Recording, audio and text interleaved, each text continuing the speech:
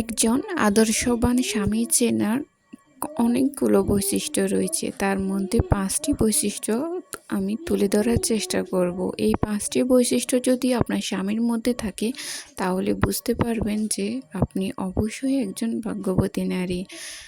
৫টি বৈশিষ্ট্যগুলির মধ্যে প্রথমটা হচ্ছে নাম্বার 1, একজন আদর্শবান স্বামী যে মানের খাবার খাবে স্ত্রীকেও তাই খাওয়াবে। নাম্বার 2, স্বামী যে মানের পোশাক পরবে তা স্ত্রীকেও পরাবে। নাম্বার 3, রাসূল সাল্লাল্লাহু আলাইহি সাল্লাম বলেছেন একজন আদর্শবান স্বামী তার স্ত্রীকে কখনো কটু কথা বলে না। নাম্বার 4, রাসূল সাল্লাল্লাহু আলাইহি সাল্লাম এটাও বলেছেন যে একজন আদর্শবান স্বামী কখনো স্ত্রীকে আঘাত করে না।